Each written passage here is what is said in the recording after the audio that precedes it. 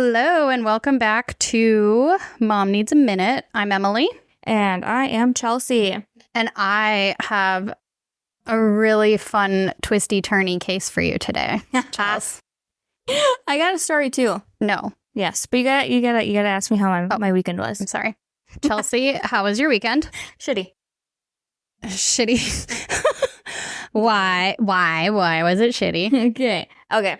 So it started out a normal day on a Saturday, went to basketball, and then we decided we were going to go shopping and then have lunch. Okay. Okay. Yep. Lunch at Applebee's. No. Yeah. Here in town? Yeah. No. Nobody likes that. No, okay, first of all, that's your problem. End of story. No matter what happens after that, after you eat at our hometown Applebee's, everything that happens after that is your fault directly. Yeah. And you should have known better. There's a reason why it smells like poop in there. Oh my God, at the Applebee's. Yeah, well. Okay, so anyway, we were at the mall, in our little crappy mall here, and Nolan decided he needed to poop. Yep. And Michael decided to tell him to wait till we got home. We weren't even, remotely ready to check out. Well, that was a bad idea. Well, yeah, so I let Nolan go. Where were you at? Where were you shopping? Dunham's. What were you buying? Stuff for me? Sure. But anyway, I'm just kidding. So I showed Nolan where the bathroom was, and then he went potty. Mm-hmm. And then we were walking out. We checked out and we were walking out, and I then realized I had to also go to the bathroom. Oh, no. Yeah. Do you know how many times that I have made sure that the boys were ready to get in the car and okay, nobody has to go to the bathroom? All right, fantastic. And then only for myself to get into the car and then be 3 minutes down the road and then terrified to tell Patrick that I now also have to pee after adamantly stating, no, I'm totally fine. It's gotta be a guy thing. Come on, man. You gotta go. Yeah, well, it's one of those, you had a bathroom 3 minutes ago. You didn't have to go then. But so we were just wandering out to the car, and I was driving my car. So why I thought he had any control of anything is beyond me. But so I was racing home. I was going to say, well, between the mall and your house, there's not many places to... I wasn't stopping. You would have to shit on the side of the road. Yeah, exactly. And that I almost got there, actually. So we were so close. So we were I got stuck behind one effing Subaru going through town. Okay. So they finally got out of my way. Then I got stuck behind another Subaru. No. Yeah. Going. Fuck them Subarus. So fucking slow. Fuck them so Subarus. Slow. And I'm sitting here and I'm like, I am gonna crap my pants. I'm gonna go. And then they turned off, and then I passed them. I gunned it and passed them. Guess what? You shit your pants. No. Another Subaru. That would have been a better thing. Another Subaru. No, worse. A cop. Did you get pulled over? I did. You got... I got pulled over for my first time in this state. I have lived here for what?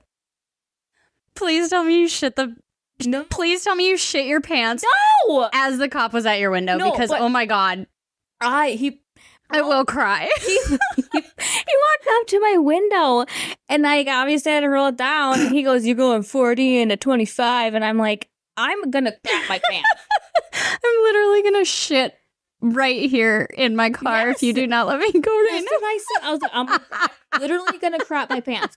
And he looked at my registration, so he knew I lived right there. We were right by home. Less than a block. Yes. Nice. We were literally no one could have walked home. Oh, pulling into your driveway, basically. Nice. Mm-hmm. Mm-hmm. Yeah. So this cop knew that I lived right there. Honestly, I would have handed Michael all of the paperwork and been like, you know what? This is my proxy right now, but I am literally going to shit my pants in my car if you do not let me just... You can follow me home. I was so close. I asked Michael when he walked in, what would I do if I just ran home right now? Like, what would you do? And Michael, I don't know, he said something. I wasn't paying attention because I had to go to the bathroom so bad. So, oh my God, and they take forever. Just to look at everything. I swear to God, they're just back there talking to somebody on the phone and laughing about nothing because it took... They're laughing because you're about to shit your pants in your driveway, basically. Basically. So it took forever, and I'm just like, by the time I got back with my crap, I didn't even have to go anymore. And I'm like, now I'm going to wait another month to actually have to go. I was like... At that point, I would just be like, I would be holding my butt so tight that I could create diamonds out of that thing, because it just goes away for me. And that's it does the problem. not. The exact opposite for me. All of a sudden, it just punches me, and it's like, Mine. You thought you could have some cheese? Go fuck yourself. No, you thought. No. Oh my God. And you know what? Do I know how much my citation was for that? $25. $15. So you almost shit your pants for $15. Yes.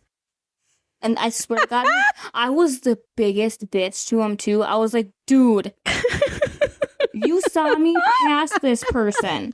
I live right there. Yeah.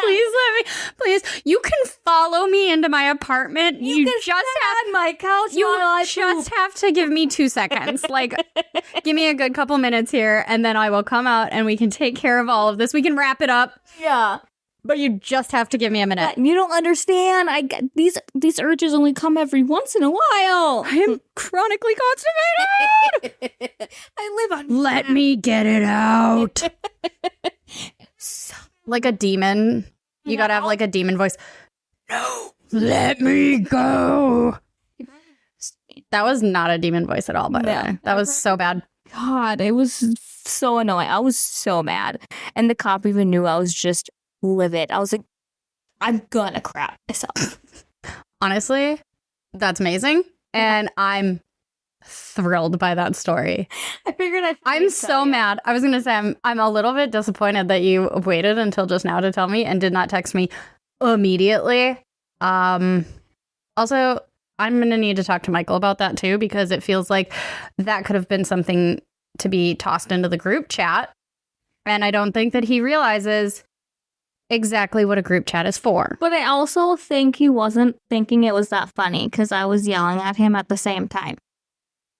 I was yelling at him. Okay, well, because I told him. No, because he's me. This is why you don't wait. No, because he's me. He did think it was funny to some extent. He was just humoring you and not getting in your face about it. I don't know. He looked pretty mad at me. I'm saying. He's me. And he's just like, okay, well, you want to yell? You got, what am I going to say back to you right now? Because you're going to yell. And then I'm going to yell. And then it's going to be a thing. Be bad. However. Then we got Nolan in the back seat. And I'm like. Did I ever tell you about the time that it was before Maverick was born? When Patrick got pulled over, we were going to, I think, Christmas or Thanksgiving or something. It was winter. Oh, and yeah. Bentley was in the back seat, and it was like one of the first times that we had like turned him so he was forward facing. Yeah. And he, as Patrick rolled down the window because he had been speeding a little bit. Oh. Bentley is in the back seat screaming at the top of his lungs, "Faster, Daddy! Faster!" And the officer was walking up, and he could hear Bentley just shrieking at Patrick to go, "Faster, Daddy! Faster, Daddy!" And the officer like peeked into the back seat and saw Bentley just like cutest he's just as happy as could be, like having the time of his life. He's clapping and he's just enjoying everything. And then he looks at me and he looks at Pat, takes his information and just goes, "All right, well, 1, you owe her a really nice dinner." And he pointed at me. And 2, don't listen to your kid back there. He's lying to you. And I was, don't go faster. And it was like, and then he goes, I don't know, like I said, it was either Thanksgiving or Christmas. So he either said, have a happy Thanksgiving or have a Merry Christmas. I can't remember, but yeah. So good times. I mean, honestly, though, that's outrageous. I was so upset. That's outrageous. But yeah, that was my weekend. I'm glad you didn't shit your pants. Yeah. I wish I would have, though. Honestly, that would have made the story I don't, though, you did eat at Applebee's, and Yeah. you kind of deserve that. Okay, it wasn't my decision. And Michael said he didn't want to go anywhere else besides Applebee's or Johnny B's. And I'm like, okay, so let's ask the child. Somehow, There's the we problem. ended up at Applebee's. Don't ask him. Don't ask him. I know him well enough. Don't ask him. No, we should. Don't give him don't give him a choice. Johnny B's has better beer. And better food, and it's cleaner, and it's not dingy and dark and gross. Yeah, it doesn't smell like a toilet. Yeah. Yeah, Yeah, it's a better option. No, that's a better I will option. never enter that establishment again. I think the last time we went to our Applebee's was Annie Applebee's, to be honest, was I think Maverick was maybe 2. Yeah. Like, it's been years. You're not missing out. No. Nothing's changed. The only thing that I miss is the like dollar margaritas and I mean obviously it's just watered down as shit, but it's like $1 for watered down tequila. We'll take it. That's fine. That actually back to that kind of. I ordered a margarita and I drank some of it and I was like, this just tastes like mango. Michael tastes it and goes, you only taste mango in this. And I was like, yeah. And he goes, are you sure you don't like tequila? I was like, I just can't taste it. Yeah. Okay. Yeah. Now I'm deciding, is Michael really like me or? I think he's just an old man. An old man trapped in the youngest one's body in our friend group.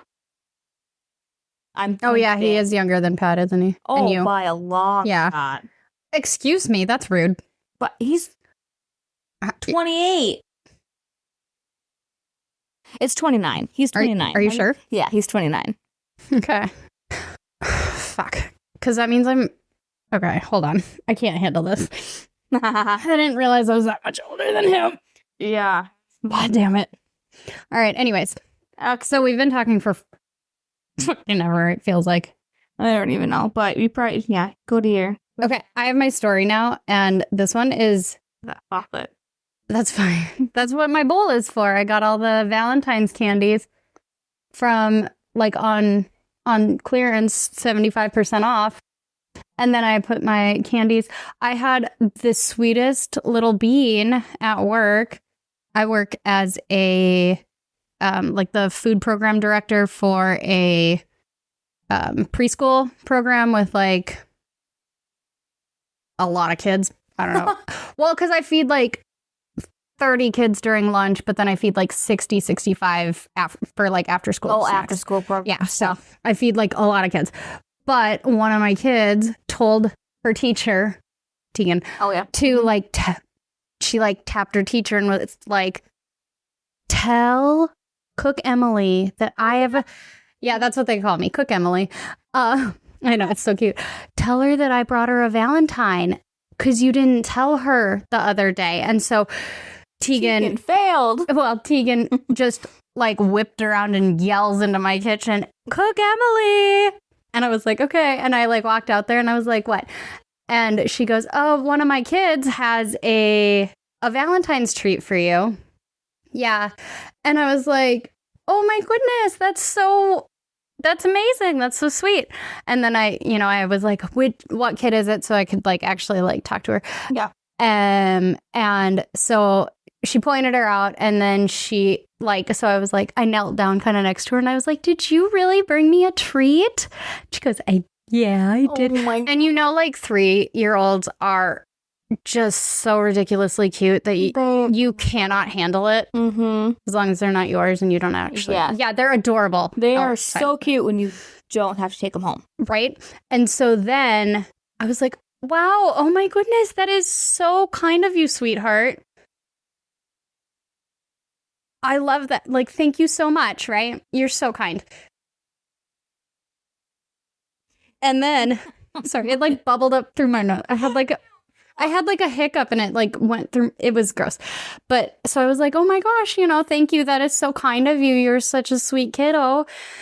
And then as I was like getting ready to walk out and like this teacher's classroom is like right by the door where I have to walk out. So So just me walking that way, it will look like I'm walking out of the building, even if I'm going to go to this teacher's classroom. Yeah. And so all of a sudden, I hear, Cook Emily is leaving! Oh my God. And I was like, no, hold on. I was coming to you. You're just on the opposite side of the hall.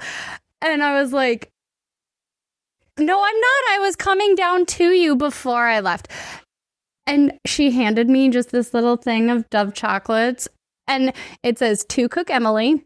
And then she wrote her name on it. And it's like a little heart. I have it out in the kitchen, actually, because I pulled it off of the bag when I opened it because it's so freaking cute. Cook Emily melts me. And then she goes, I wrote my own name on there. And I was like, I see that. You did such a good job. And she's just bursting. Because I was like, oh my gosh, I see that. You did such a good job, buddy. So cute. So in this bowl here is chocolate from Valentine's Day leftovers. 75% off chocolate leftover or Reese's leftovers. And then how is there Reese's left though? I mean, honestly, come on. I don't know. I bought every single bag I could find. That's what I would have done. Yeah. 100%. I bought multiple bags of Reese's at 75% off. I don't care if they're in red and pink packaging at all. Who the heck even notices? Honestly, not me. I wouldn't notice. I scarf through them so fast. And then the sweet Dove chocolates from this sweet baby at work. So, all right, Chels. So I have a story for you this week. Okay. It's a cold case. Hold on. It's a cold case, sort of, but it's just kind of really mostly a mystery.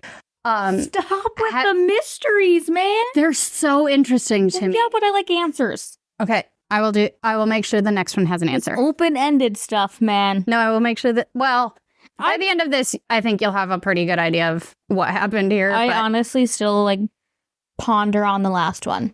On the Hinterkaifeck? Yep.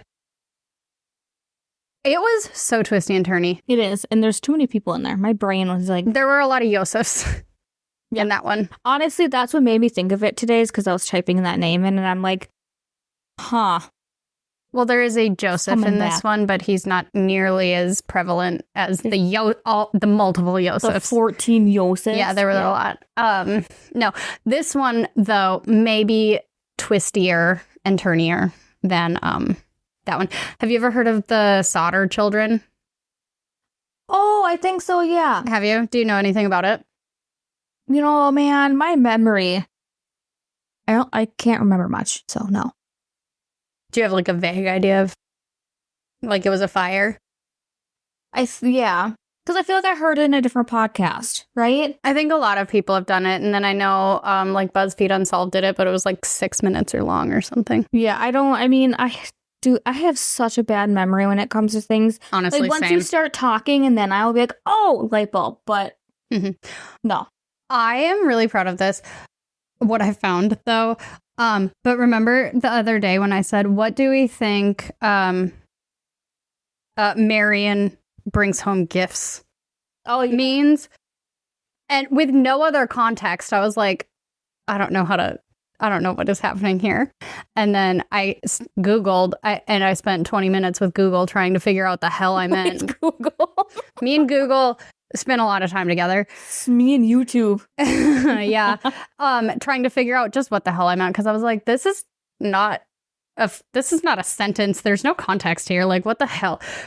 But the problem is once I was Googling that, I was finding more and more information that I didn't have in my original notes. And I was like, oh, well, shit. And I spent probably, I had 2 more pages worth of notes written before I even figured out what the Marion has Christmas or has presents meant. And it was like, this is one sentence that is, I wrote it down. I know it came from somewhere, but where did it come from? So anyways, this is that story. Okay. All right. Ready. So a little kind of backstory here. All right. Just to set the scene a little bit. So in 1895, Giorgio Sodder, he was born in Tula, Sardinia, Italy. And then there's not a whole lot known about his family or his early life or anything like that. But by the time in 1908, by the time he was 13, he moved from Italy to the US. And like, there's not a whole lot known about this whole time period, like I said, but like one of his brothers came over to the US with him in 1908 when he was 13. I have no idea anything about the brother, aside from he came here at the same time. And the brother just disappeared. He dips. He does. He dips. So eventually, during this time, Giorgio ends up in West Virginia. And by the time he gets to West Virginia, his brother has already dipped back to Italy. What the heck? Yeah. And honestly, the number of time, like the amount of time that I spent searching for anything was astounding to get nothing. Oh, it's so frustrating when it's like, I have questions. I want more backstory to know what is going on here. Yeah. And nothing. For nothing to be, that's frustrating. Yeah. So anyways, he's on his own now because it was just the two of them that came to the US. And now his brother's left. So it's just him all on his own now. After his brother goes back to Italy, he changes his name from Giorgio Sodder to George Sodder. To make it, to Americanize it a little bit more. Yeah. George had started working on the railroads and with a trucking company, and eventually, it's like early 1900s. You don't have many options. Yeah, it's pretty basic at that point, I think. But eventually, he became really, really successful in that line of work, and eventually he became so successful that he had started his own trucking company. Of course he did. Right? And then his trucking company had a line that went through Smithers, West Virginia. And in Smithers, he meets Jenny Caprini. Nope, it's not. It's Cipriani. Jesus Lord. Oh my God. It's been a day. Anyways. Yeah. So, Jenny's family had also come from Italy to the U.S. Okay. Around the same time that George had, they just obviously didn't come together.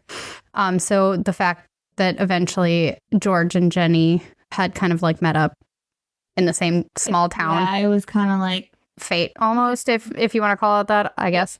So eventually Jenny and George married and settled in a home that was it was about 2 miles north of Fayetteville, West Virginia. Yeah, okay. No, I'm just saying Fayetteville is a big city or a more well-known city of West Virginia versus I feel like West Virginia is a lost state. No one even remembers it's there. We live in North Dakota. Yeah, but people saying. People at least make fun of North Dakota. I'm sure because we live here. That's why we hear it more often.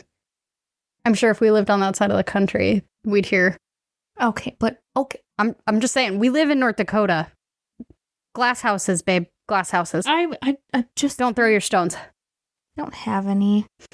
So eventually, Jenny and George married and settled in a home about 2 miles. And 2 miles. I want you to remember 2 miles. Okay. North of Fayetteville. And then they went on to have 10 children. Shut up! Between the years of 1923 and 1943. So over 20 years. So every other year she's popping out a baby. She's never not pregnant. Jenny, superhero. Jenny is a superhero. Jenny and George, we love them the entire story. They are like rabbits. Well, and in this time, I guess, but nothing like the Duggars, though. Yeah, both of them. However, the Sodder family quickly became one of the most well-respected middle-class families in and around this place here at this time. Yeah.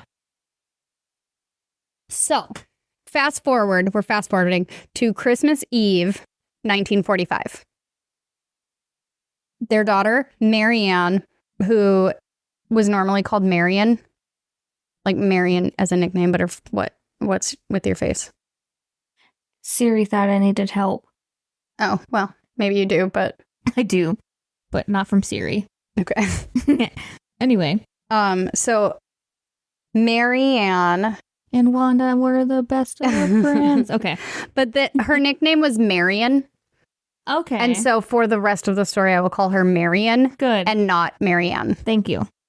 Because that song's just going to break out in my head every time. I know. But she was mostly called Marion within all of that. Yeah. So she was 17, and this is where that comes in. She had come home from work with gifts that she had bought for her family for Christmas. Yeah. So she had come home from work with gifts that she had bought for the rest of her family for Christmas. Interesting. Yep. Yeah, I'm glad that fit in there. So then the rest of the children, George Jr., who was 16, Maurice, who was 14, and I'll remind you of kind of who is where. Yep. I don't have enough cat statues over here to help me out. Not at this point. No, you don't. Lewis, who's 10, Jenny Irene, which is like just essentially Jenny Jr., but they call her Jenny Irene. Okay. Instead of Jenny Jr., I suppose. Interesting. She was 8, Betty was 6, and Sylvia was 3. Anyways, all of these kids were allowed to stay up later than normal to play with the toys that Marion had brought home from work for them for Christmas. Yeah. They wanted to stay up and play a little bit. That makes sense. Yep. So eventually, as it's getting closer to, say, bedtime, Jenny grabs Sylvia, the 3-year-old. Yep. And she goes upstairs with to go to bed with her while the rest of the kids are still kind of messing around and playing in the living room. Okay. By around 12:30, Jenny wakes up to a phone call. The phone ringing, whatever. Yeah. In this call, the woman on the other end asks for someone whose name Jenny didn't recognize. And in the background, she could hear a man's voice, glasses clinking, music, all of that stuff. So Jenny had just assumed that it was a Christmas party and the woman just had a wrong party and a wrong number. Yeah, and they're looking for somebody that's supposed to be at the party. Yeah, and so that's Jenny's thought. She said, "Hey, sorry, you've got the wrong number." Hung up and went back to bed. Okay. No thing. No issue here. Yeah. So when she's downstairs talking on the phone with this mystery person, she notices that Marion is asleep on the couch, but none of the other kids are to be found. So she assumes that they share a bedroom or 2 different bedrooms upstairs. So she sees Marion on the couch, just assumes the other kids went upstairs to bed. Okay, it's already 12:30. She's like, you know what? Fuck it. I'm tired.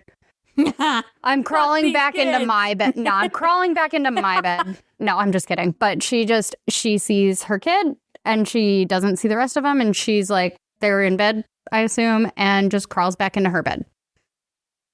A few minutes later, Jenny then hears something. Oh, Jenny, after the phone call, then Jenny turns all the lights off on the house. It's like the kids obviously didn't shut them off. Marion maybe fell asleep before kind of closing down the house and shutting all the lights off, right? Yep. So Jenny goes around, shuts all the lights off. Then she goes upstairs. And as she is like laying in bed trying to go back to sleep, she hears like something hit the roof and roll. Oh, shit. But nothing happens then, right?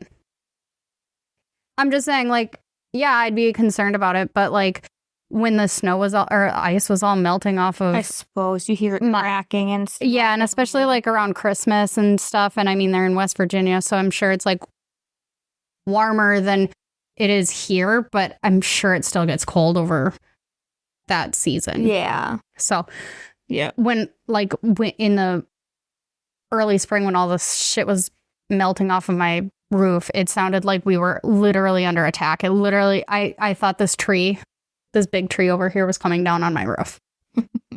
So she just went, all right, whatever. It's one little noise and a roll, or it's one little thump and a roll. Yeah. She's like, all right. And then nothing happens after that. Yeah. So she's just like, not a big deal. And she continues to try to go to sleep. Okay. By 1 a.m., okay, so this is only half an hour after this phone call. By 1 a.m., the home begins filling with fire and smoke.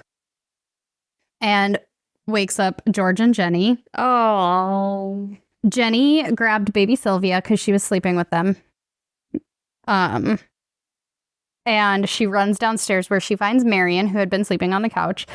And she hands Sylvia to Marion and says, the two of you get out of the house, right? Like, Yeah. the two of you get out of the house. Your dad and I are going to try to get the rest of the kids. So they both get outside, Sylvia and Marion.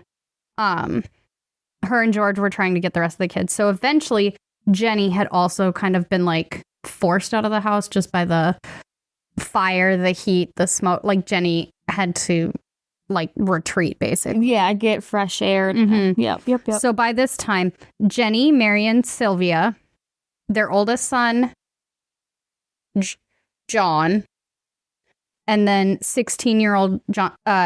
So their oldest son, John, 23. Yep. And then George Jr., who is 16, are all out of the house. So that's 5 of them at this point.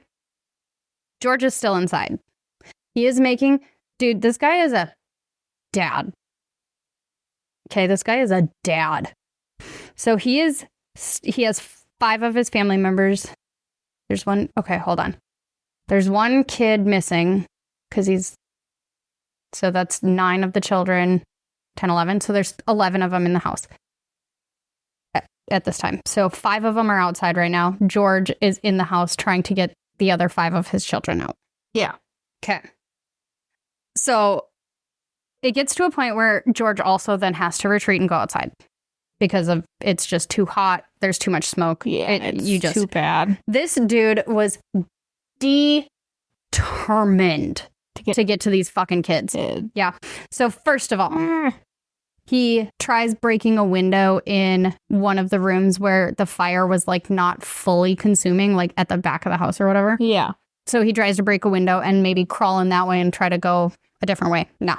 Pushes him back out. Like there's no way he's getting through there. Right? Yeah, without hurting himself. Yep.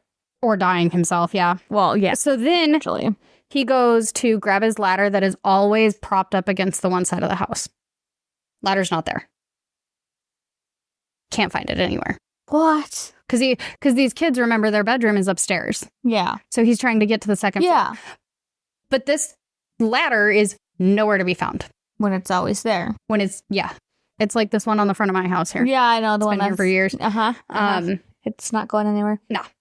So he can't find this ladder.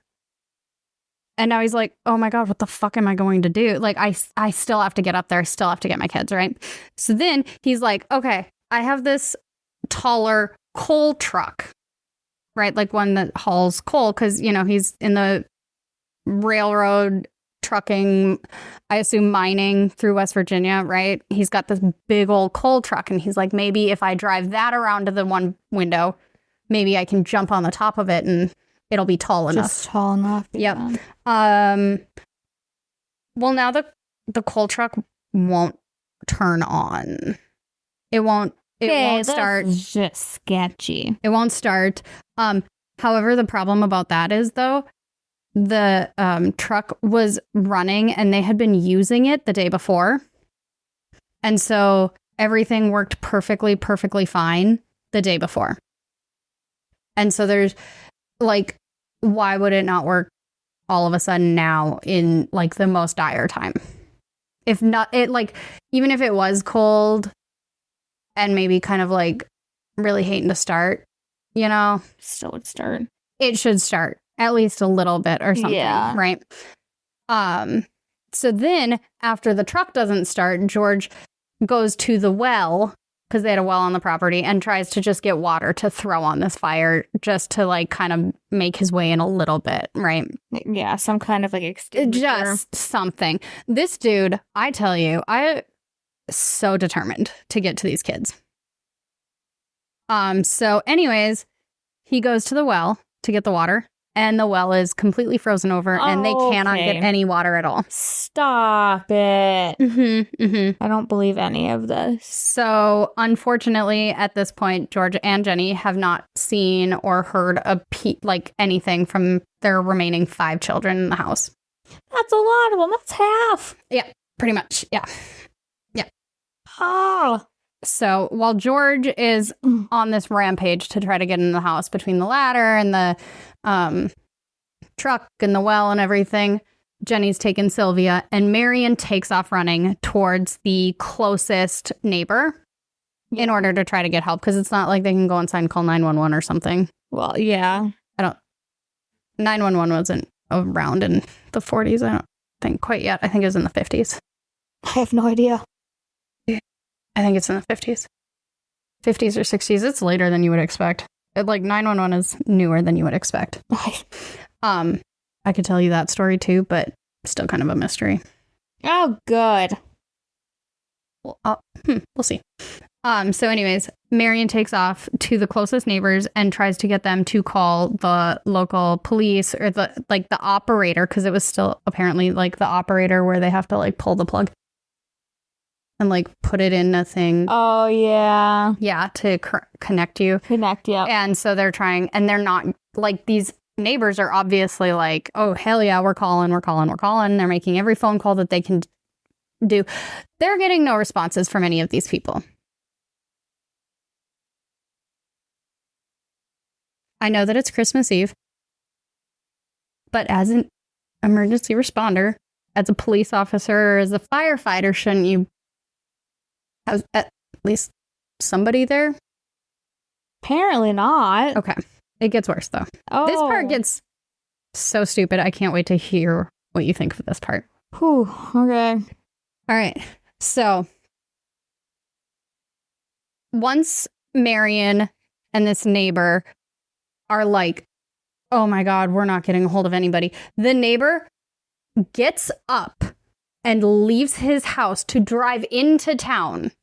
Remember, they're only 2 miles out of town. Yeah. So for that, the neighbor gets up, drives into town, and goes to literally the local tavern. That's because everyone's hanging out there. Mm-hmm. So this neighbor is literally searching through town, trying to find the fire chief. Just for any sort of thing. Just trying to find the fire chief. Something to help. Yep. And so, obviously that's all happening very quickly, because obviously the neighbor is realizing how dire this situation is and they need somebody ASAP. So I'm sure that he probably left his home before George even, say, tried the water in the well, right? He was okay, this isn't working. New plan. Yep. So once he gets into town and he finds the fire chief, F.J. Morris, who, no comment yet. I don't like that. This whole alarm gets set into motion, right? However, the problem is though, it's a phone tree, so it's playing telephone. So he calls one of his responders, and then that responder calls another, and then that XY, whatever. Yeah, they just keep going down the line. So finally, by the time that everybody's been contacted, there's no point. They only live 2 miles out of town. It took them 8 hours. Stop it! It took them 8 hours for the fire department to respond to the scene. 8 hours, 2 miles. I could run that and back, and I don't run ever. I could walk that and get back. I was gonna say you ain't running, but you could probably walk. To get 2 miles in 8 hours? 1,000%. 8 hours? Are you kidding me? No. You could probably walk that. You could spit the fire out at that point. Because I'm not good at math, but I can walk 2 miles in 40 minutes. That's not 8 hours. No, but I'm just saying. But I'm trying to do math. How many miles could I walk in 8? I'm not going to do the math because I can't. A lot more than 2 miles. And so how does it... Anyway, sorry. Nope. Question? I got a lot. What's your question? I just don't understand how it took them so long. Probably they hang out with the guy who gave me a citation on Saturday. Maybe that's what they were doing. They're probably related. Maybe. I'm convinced now. There you go. Okay. Worst timing ever. It's these officers, all of these responders just have the worst timing that you could ever possibly want. It's dude,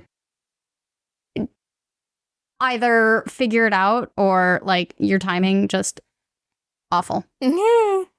Gosh. No. So anyway, Yeah. it only took like the house only burned for 45 minutes. So by the time that the fire department even got there, the house had already been like it was already done. Gosh, that had been a hot fire though. Yeah. By the time that the fire department got there, the house was still too hot for them to Even like go in and investigate or try to find these other kids right away. Like weird. Yeah. Like I guess I don't know what the rate is a house can burn. But... I have that information in here. Oh, okay. I had to. I'm curious now. It's coming soon. It's right here. All right. So the house only burned for 45 minutes. By the time they got there, though, the rubble of the house was still too hot for the responders to actually get into to like investigate or search for the kids or whatever. So they had to like spray it down with water so they could get in there and try to see anything at all. Like we have so much more technology now than they did in 1945. You know, like as far as like safety apparatuses and breathing and stuff to keep the firemen safer versus like what they had in 1945. Yeah. So back then they weren't like, we can't get in here. We just can't get in here. Whereas now we have like safety gear and breathing apparatuses and all of these other things where it's like maybe if it had happened now, maybe they could have gotten in there a little bit sooner without having to water it down. Well, they probably would have gotten there faster too. I'm confident that I could walk from this house that we are sitting in right now to this house in Fayetteville, West Virginia before they got there. All right, Forrest Gump, slow down here. Shut up. I love you, Jenny. So anyways, God.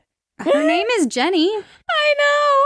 Do you think George said that? No, I'm just kidding. Okay. Oh my God. So anyways, so once they spray the lot down and they are able to like get into it or whatever, and their main goal at this point is to find these kids, right? Yeah. There's 5 children and they have no idea. Missing. Yeah. Or if they even at the very least can figure out what caused this fire, like what the fuck happened here.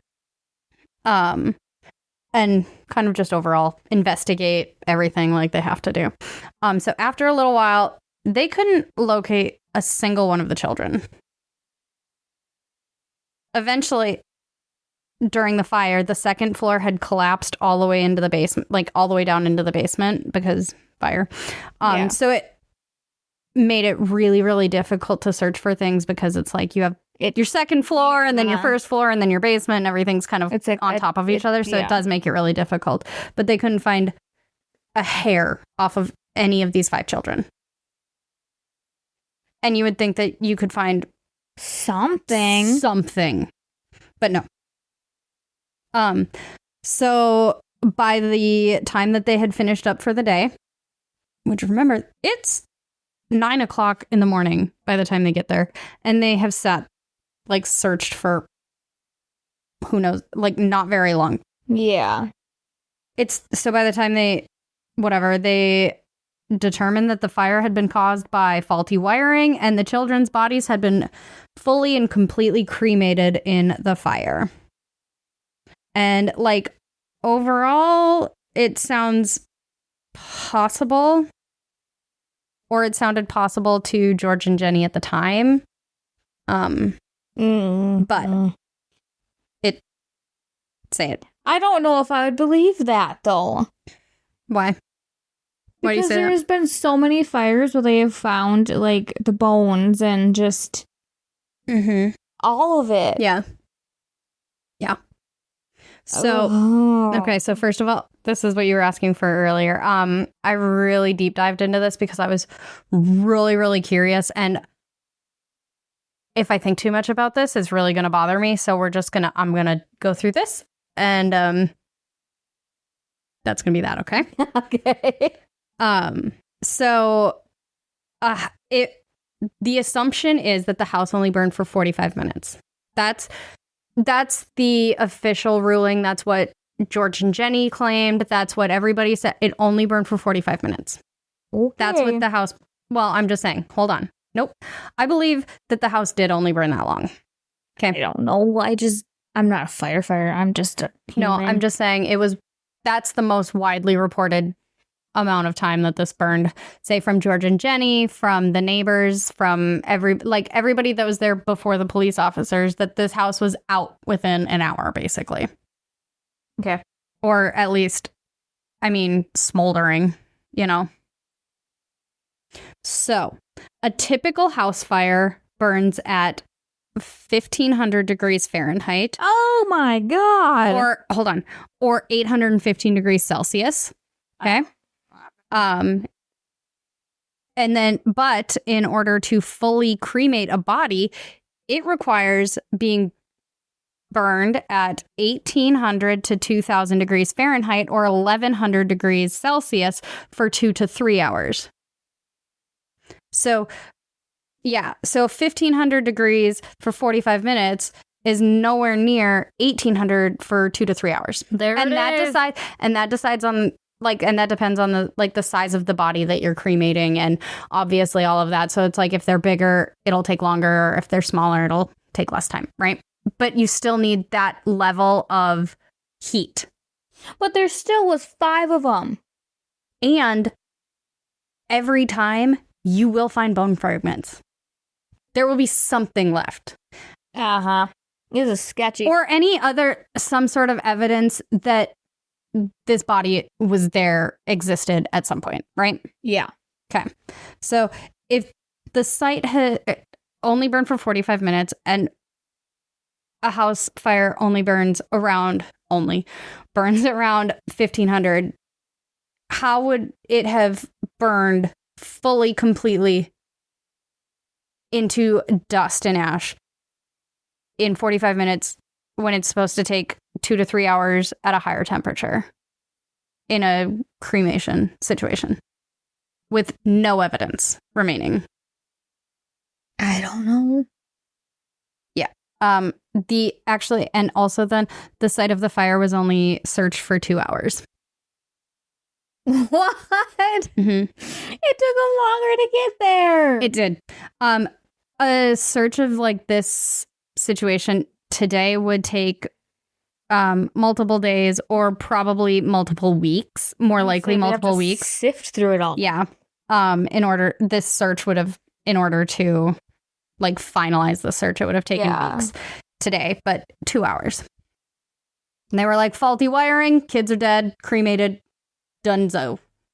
Back to the tavern. Basically. Yep. Fuck them. So then, but to make it better, they didn't rope off or guard the scene in any way. So it had been really contaminated. Neighbors were over. George and Jenny and the kids were still allowed to be on there. People from town were there. Everybody was fucking there. It was not roped off. It was not guarded. So contamination city here.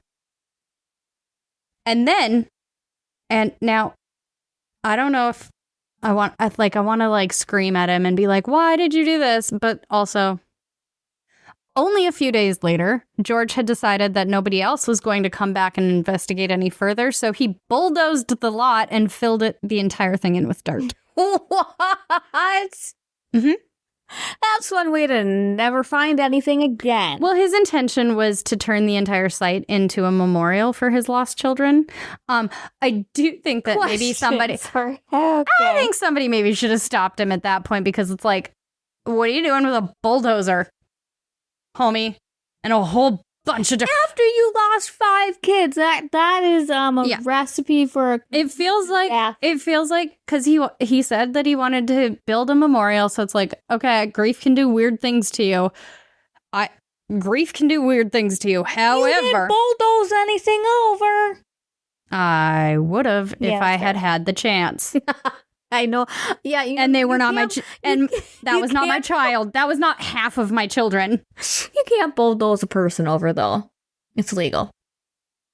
I don't care. Okay. Anyway. Anyway, so he bulldozes this fucking lot, fills it in with dirt, and just goes on like builds this stupid like I get it, but also like come on, buddy. It hadn't even been a week before he does this whole bulldozing thing.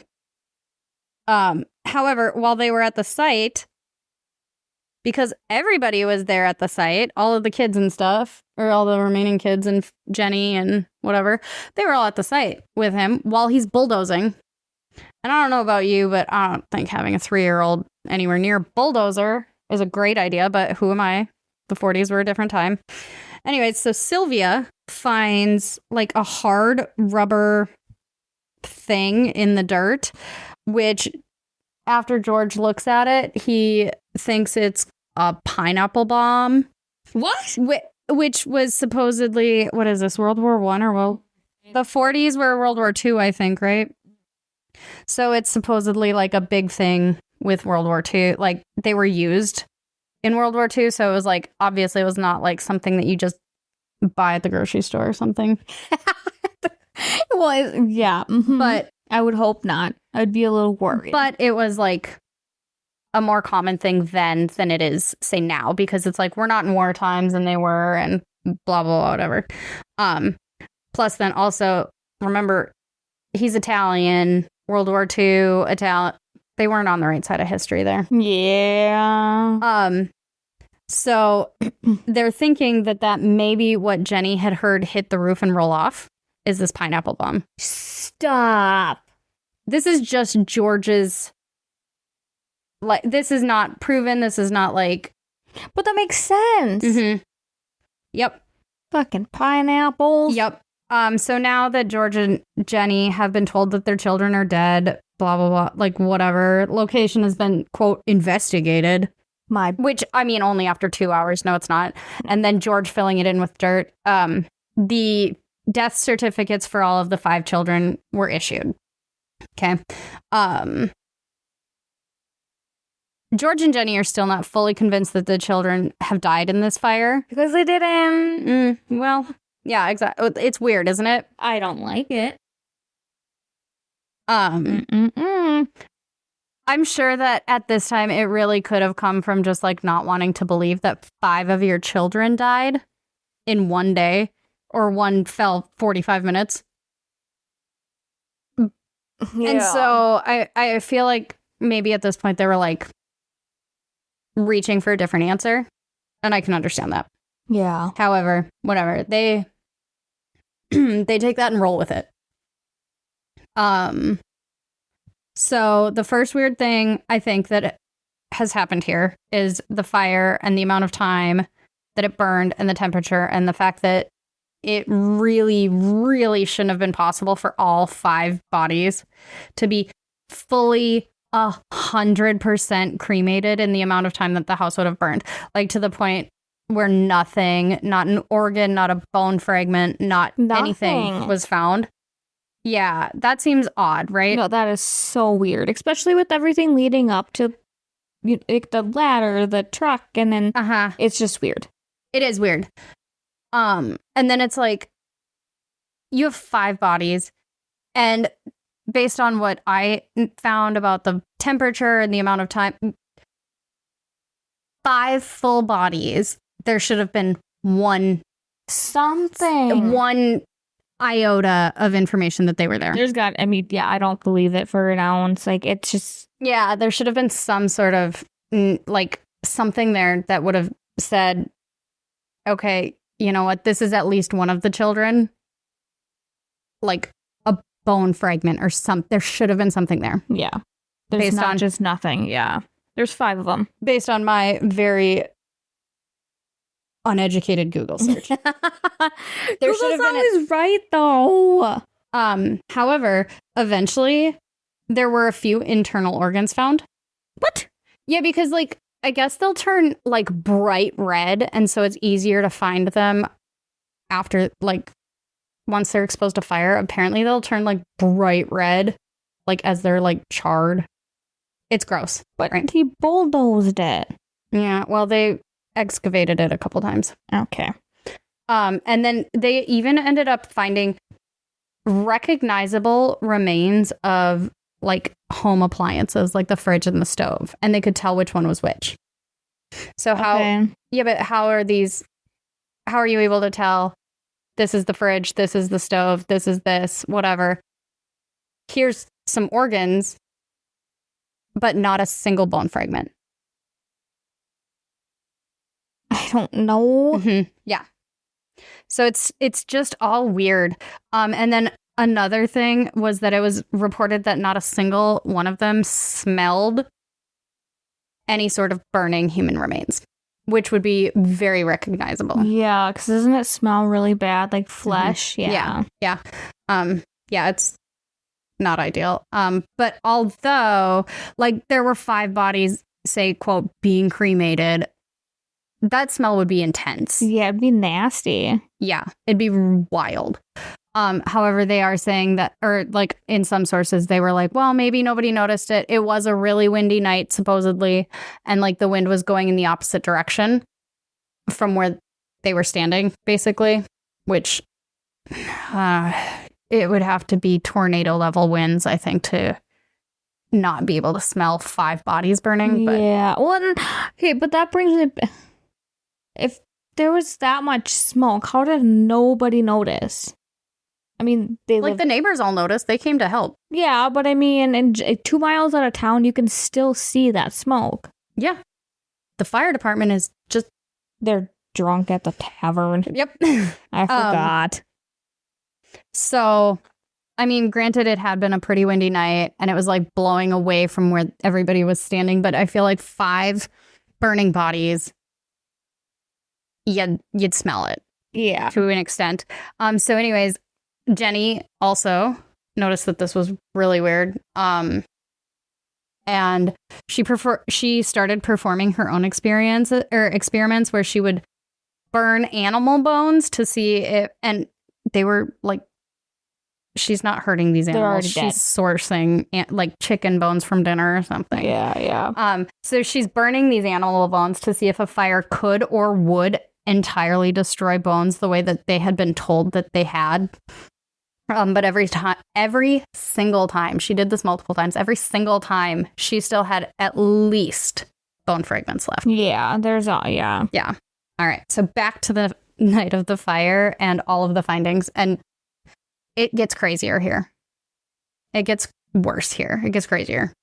So a repairman who had come out to look at the house after the fire, and he was supposed to like look at the faulty wiring and like determine that this is actually the case, and whatever, it's his job to fully determine that like more than the fire department went, oh yeah, that looks like faulty. So this man comes out and he notices that the phone lines hadn't been like burned or melted in the fire. He noticed that they had actually been cut. Yeah. And not only cut, but cut near the top of the pole where they were. Oh, what? Mm-hmm. Which could explain why George couldn't find his ladder. Yeah. Because if this man if somebody, whoever it was, had cut the lines at the top of the pole, they would need a ladder to get up there. Yeah. Yeah. So that explains that maybe. No proof of any of this, by the way. This is all alleged, but it had been cut at the top of the pole. And then that means even if Jenny had been able to get to the phone in the house, there was no way that she would have been able to call for help because these lines had been cut prior to the fire, and there's just no way she would have been able to make a call.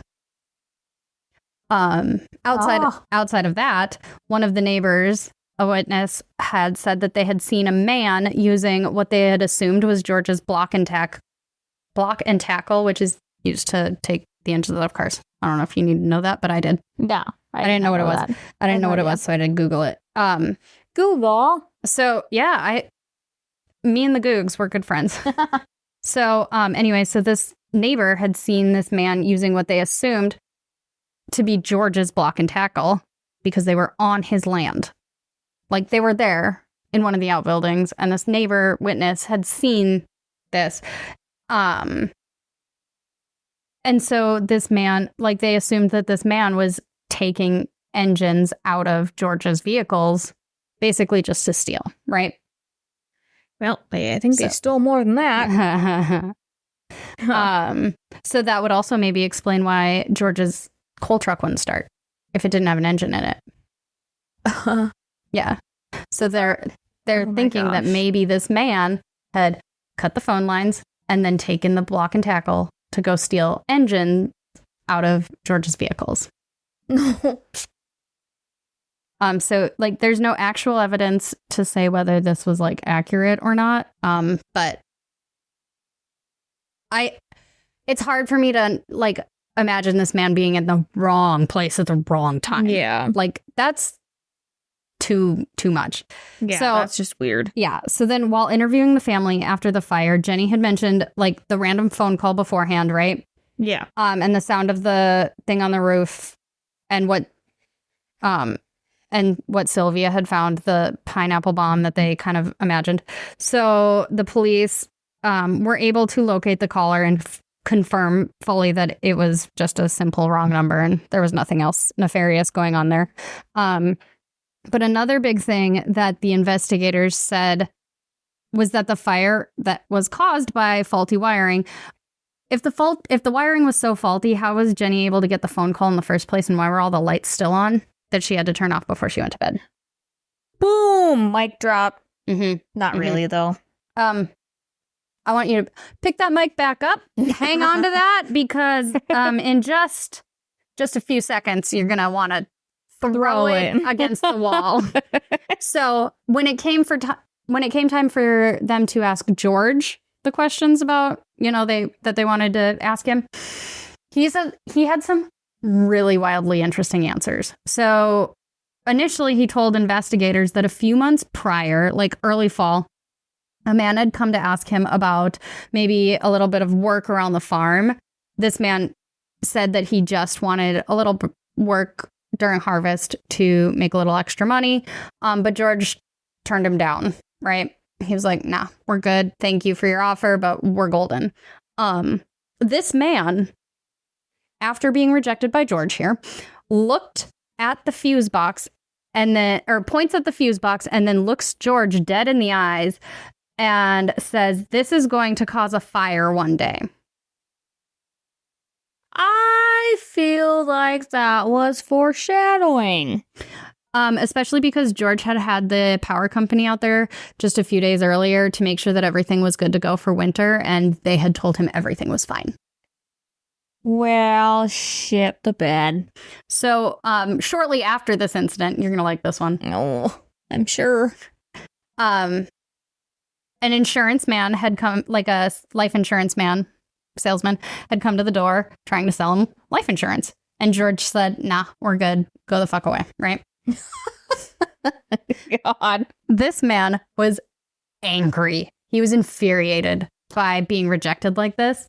So he doesn't take rejection well, obviously. No. So he's, at this point, George is like, see you later. Please leave. And this man screams in George's face. Stop it. Wait, ready? Quote, your goddamn house is going up in smoke and your children are going to be destroyed. You are going to be paid for the dirty remarks that you have been making about Mussolini. What? In World War II. Okay, but how does this guy have anything to do with that? Italy. Oh my God. I think your goddamn house is going up in smoke and your children are going to be destroyed is. And then the other man going, that's going to start a fire one day. Like, that is on the nose. I think that I think we need to have just said we've solved this at this point, right? It's this fucker. What were they, tag teaming or what are we doing here? I don't know. Either way, it did end up that like George was very outspoken against Mussolini at the time, right? Oh, okay. Well, I didn't know that. No, I'm just saying, but it was like he was very against that whole thing. And like I said, Italy was really on the wrong side of World War II. But yeah, I think your goddamn house is going up in smoke and your children are going to be destroyed is a lot. So after both of these really odd incidences. The older Sodder children said that they had noticed somebody sitting in their vehicle on the highway near their house, watching the younger Sodders when they would get home from school, and then they'd drive away. So they would just watch these kids get off the bus and then drive away. That's just creepy. Mm-hmm. Yep. So then, basically immediately after the fire, calls started coming in claiming to have seen these children. Like they'd been kidnapped, right? I'm convinced, but yes. So reportedly, the morning after the fire, some locals in town had claimed that they'd seen the children in a passing vehicle. And then some other people had claimed that they'd seen them in a truck stop about 50 miles away. And a woman at this truck stop said that she had seen the children with Italian-speaking adults, and they'd stopped to eat breakfast. Okay. At a truck stop, okay? And then about a week after the fire, at this point, a woman in Charleston reportedly saw 4 of the 5 missing children after recognizing them from the newspaper. She said, quote, "The children were accompanied by 2 women and 2 men, all of Italian extraction. I do not remember the exact date. However, the entire party did register at the hotel and stayed in a large room with several beds. They registered about midnight. I tried to talk to the children in a friendly manner, but the men appeared hostile and refused to allow me to talk to the children. One of the men looked at me in a hostile manner, and he turned around and began talking rapidly in Italian. Immediately, the entire party stopped talking to me. I sensed that I was being frozen out, so I said nothing more. They left very early the next morning." Wow. That dude sounds sketch as fuck, and even if he doesn't have these children, I want to know who he is, and he needs to whose kids he has. Yeah, who... You got kids? Whose kids are those? They're not yours. Yeah. So then another supposed sighting was a woman sent the Sodders a letter saying that their daughter Martha was in a convent in St. Louis. One was a bar patron in Texas claiming that he had overheard an incriminating conversation between a couple men about a long ago Christmas Eve fire in West Virginia. One person actually claimed that the children were in Florida staying with distant relatives of Jenny. That family was actually investigated, and they had to legitimately prove that their children were theirs and not Jenny and George's children. Imagine that, though. Someone comes knocking on your door and wants, especially if it's a distant relative. It's your, say, second cousin. It's do you have their children? And you're I mean, I know their house just burnt down, but this is mine. This one is mine. Do you want the pictures of me being super duper pregnant with him? No. But yeah, no, I think that would be really, really difficult because in the 40s, news doesn't travel as fast as it does now. You wouldn't know in seconds. There's no social media. Exactly. You wouldn't know in seconds that absolutely not this happened. And so for authorities to come banging on your door being prove these are your kids. Hell. How do I do that? Certificate. How do I do that? They've got to have those, right? They have to. Yes. At that time, yes, they certainly Well, I'm just saying, how do you you have these officers at the door, prove these are your kids. I can, but how do you want me to? Do you want to see my C-section scar? DNA is not a thing right now, and it won't be for another 50 years. So I don't know. Do you want to swab my cheek and then check it in 50 years or so? I don't know. What do you want from me? Do you want me just to set my kid next to me? Because if you look at him and me, it's just a carbon copy. Yeah. And so it's I don't know how they ended up having to prove this, but I'm assuming they proved it enough. Some kind of medical records, maybe. Probably. Yeah. However, George personally investigated every single one of the claims, every single one of them. And the ones that I listed are not all of them. There were hundreds of claims that these children were spotted here or there or whatever. He even, at one point, he had seen a photo in the newspaper of a little girl in New York City that he was convinced was Betty. And he drove all the way from West Virginia to Manhattan to see this little girl, but once he got there, her parents refused to let him anywhere near her. And like, as a parent, yeah, I wouldn't let this dude anywhere near my child either. But it's like, as him, that's dedication. Yeah, it's dedication, and then it's like a disappointment. Mm-hmm. Oh, you're still like, he loved questioning whether that's his daughter or not. Still, he didn't get the answers. But like, as a parent who's just has this crazy man pounding on my door, being like, "I need to see your daughter," I'd be like, "Absolutely not. We're moving. We're moving right now. Actually, we're moving. We're busy." She's actually in the car in New Hampshire. She left already. Yeah, she's in New Hampshire right now. She out. Yeah, I'm not. No, I, as the parent of the child, who I am hoping and assuming is the actual parent of this child, versus it being the alternative. Oh, that's so many questions, though. Yeah. Yep. I wouldn't, although at this point, I really wouldn't let him near my child either. You know what I mean? Like, that's just not. Right. So then the investigators also then talked to the surviving children afterwards. So Joseph, the second oldest, he was 21 and he had just been discharged from the army the day before. So he had not returned home yet. So he wasn't there. So anything that he could have said about the fire was not helpful.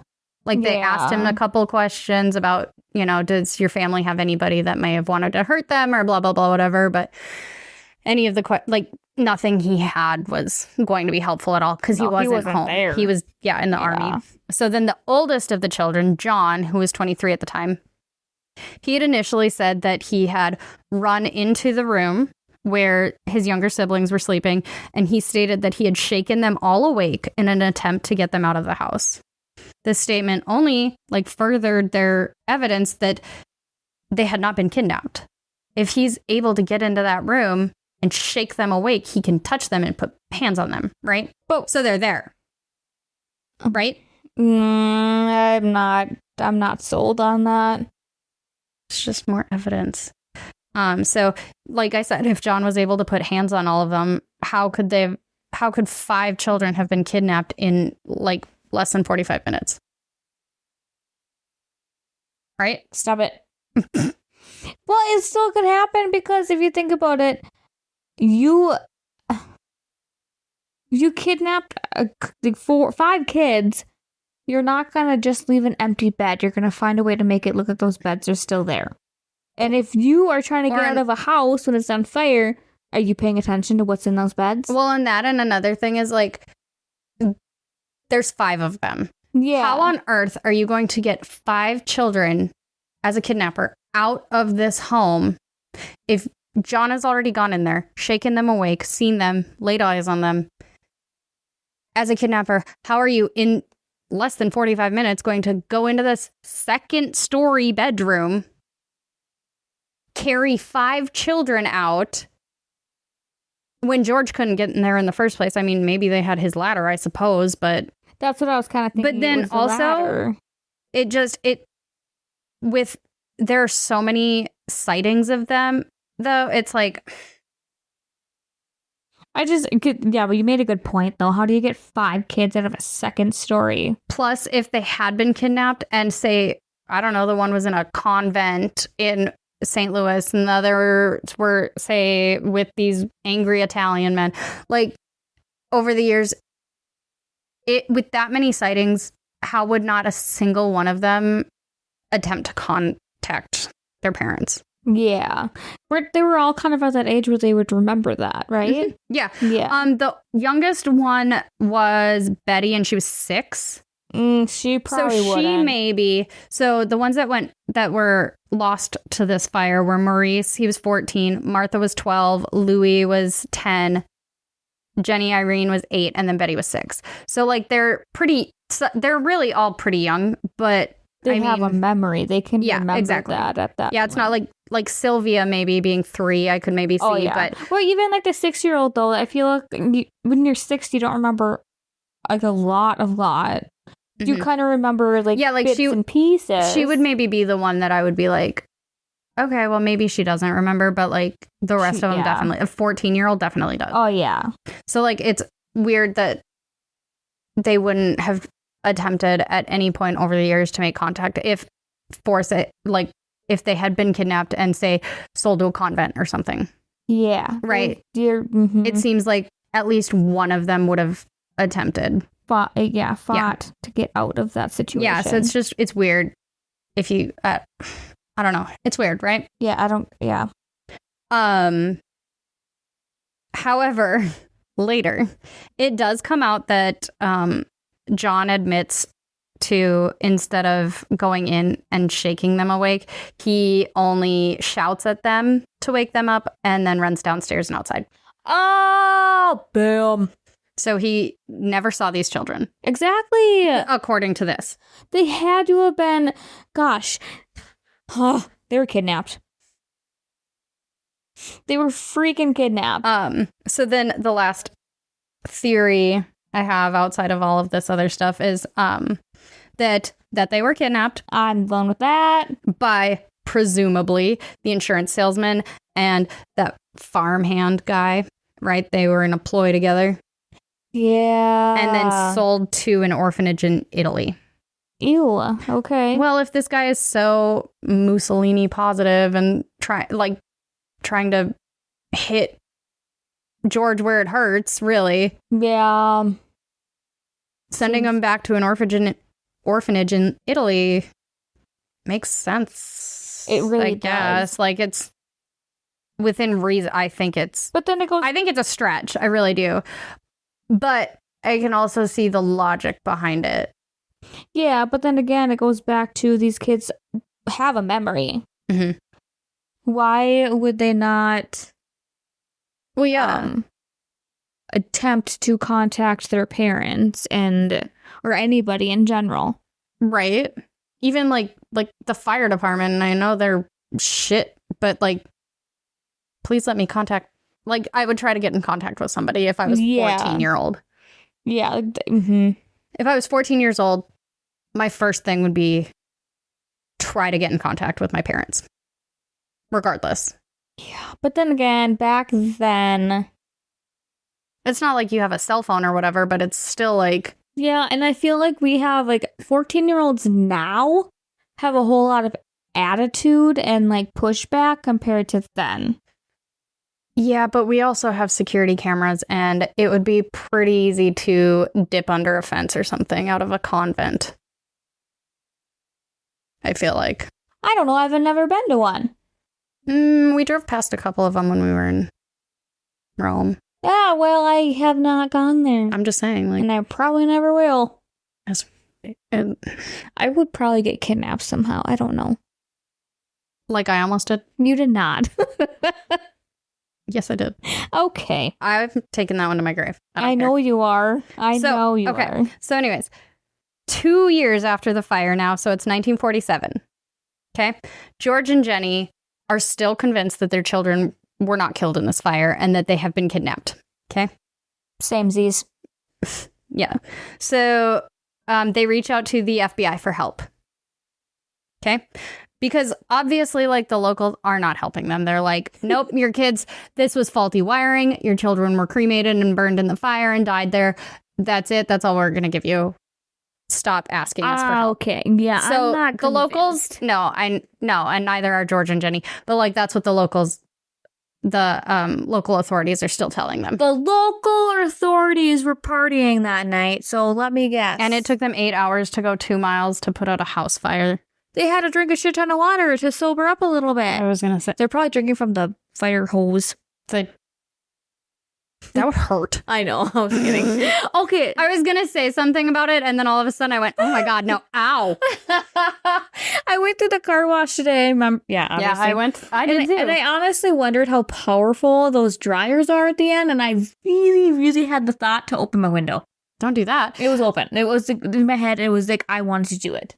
The only thing that I thought in the car wash today was, you remember those things that would put Victorian children into a coma TikToks?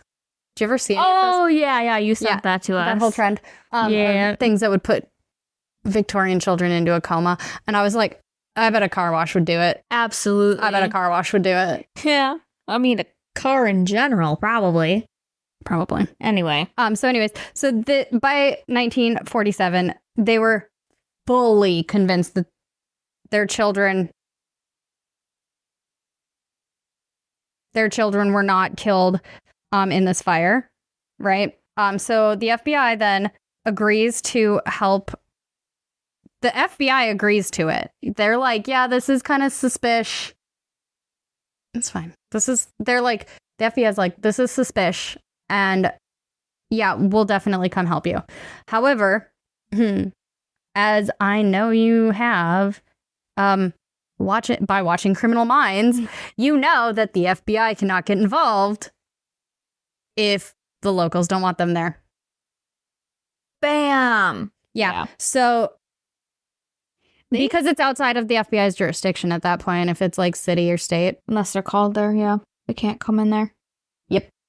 And so the FBI had actually agreed to help them, but local Fayetteville police and fire refused their help. And then J. Edgar Hoover, he's the founder guy of the, good God, was quoted as saying, although I would like to be of service, the matter appears to be of local character and does not come within the investigative jurisdiction of this bureau, meaning that as much as they want to help, they can't force locals to accept their help. So that was that. The FBI got shut down, and George and Jenny got shut down in having them help find their children. Yeah, because the FBI would have found their children, and the local authorities should have want that. Gotten shit all over. 8 hours. 8 hours. I would make them, if I was the FBI, if I was J. Edgar Hoover at this point, I would make every single one of those fire department and police that they had to be manually tracked down by neighbors scouring the town.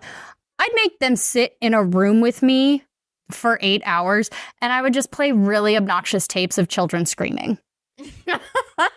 Just be like, okay, you are so busy getting hammered. I know it's Christmas Eve and whatever, so I get it, but you had a job. It was 2 miles.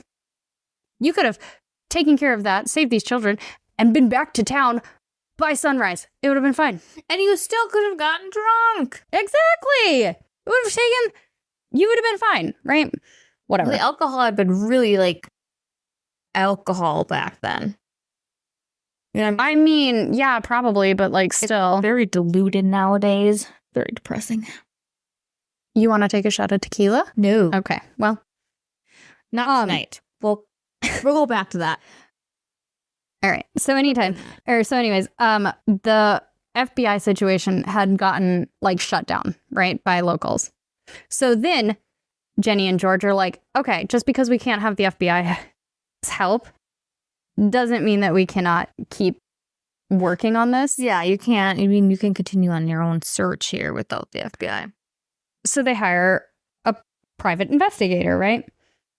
This private investigator's name is Cece Tinsley, which is the most private investigator name I've ever heard. Cece Tinsley on the case. That's a cat's name. No, that is a private investigator. That is in a black and white movie with the window and then the girl walks into that office and he whips around. She goes, "Mr. Tinsley, we have a case for you." And he goes, "Cece Tinsley on the case."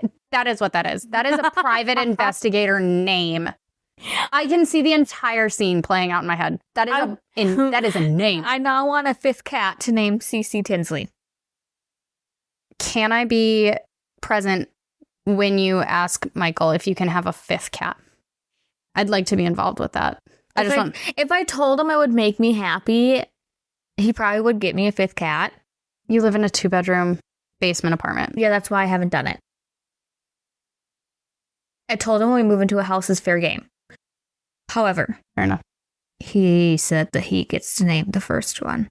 Which means then you need 2 so that you can name the second one Cece Tinsley. I know! So Cece Tinsley here C.C. Tinsley on the case. Not the cat. He discovers that the insurance salesman that had like essentially threatened George. Yeah, that was more than a threat. I think that was a promise. Well, yeah. He was a member. This salesman had been a member of the coroner's jury, which, as far as I can tell, because I googled it because it was like, Yeah, I don't know what that is either. it's a jury that has been gathered. It is like a group of people that has been gathered, like a jury, to assist the coroner in determining the identity of a person and or the cause of their death. So the coroner's jury helped because there was so much going on. They from what I could tell, there was so much going on that it was a lot for one person. So like call in other people who aren't even like certified or qualified, and that's a stupid move. that is the way that I understood a coroner's jury. I keep saying Jersey. Coroner's jury. That's the way I understood it. I could be wrong, but that's the way that I understood it when I was trying to read about it to figure it out. So anyways, this coroner's jury is the people that had determined that the cause of the fire was faulty wiring and that the children had been killed in that fire. So this jury Can kiss my butt. this salesman that had essentially threatened him to, like, I'm going to burn your house to the fucking ground and kill your kids, was a part of the jury that said, well, your house burned to the ground and all your kids are dead.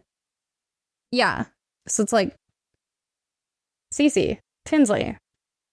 I need names of this man. So then, later, in 1947 still, so we're still only 2 years after the fire, Fire Chief F.J. Morris claimed to have discovered a heart in the ashes of the home. Rebel. Are you okay? Like a heart? Like a human heart? Like a human heart. Like, okay. Yeah. Got it. And then, so he claims to have found this human heart in the ashes and the rubble, right? 2 years later. 2 years later. 2 years later. First of all, animals. I don't know how it would still be recognizable 2 years later. I can't even Animals. leave a piece of paper on my apartment floor without my cat's getting it. There's no fucking way. My cats eat shower curtains. I don't like, and they live in West Virginia. They have bears and they have animals. There's no way. They have raccoons and shit. Like, they have animals that would 1000% fuck with a human heart within 2 years. So anyways, so F.J. Morris says he finds this human heart, right? No. Anyway, yeah. Supposedly. And then, so what he does, what happened was he has now found this heart and hid it in a dynamite box. What? And reburied it at the scene. Reburied it at the scene. No. He didn't find no human heart. Number one. Two, why would you rebury it? That's okay. So George also had these questions. He's like, so George immediately is like, what the did fuck? You bury it? George just goes, what the WTF? What the fuck? And then he's like hounding Morris here, being like, what the fuck? What did you find? Where did you bury it? He's like, whatever. And eventually he convinced Morris to show him exactly where he buried this human heart in a dynamite box. Okay. All right. So George digs this fucking box back up. Oh my gosh. Right? Because he's like, if this is part of my child, like, I guess I want to know. But like, also, if it's not, I really need to know. I'm curious of what you freaking buried. Exactly. Man. Why would you say that? So, George then took this to the local funeral director in town. Who had, examined it and whatever, and confirmed that not only was it not a human heart, It had never been exposed to fire, What the fuck is it, though? Okay, keep going. Sorry. a beef liver. So did he just go find this thing and put it in a box and fucking lie about it to get attention? Because that's where I'm at here. Essentially, yeah.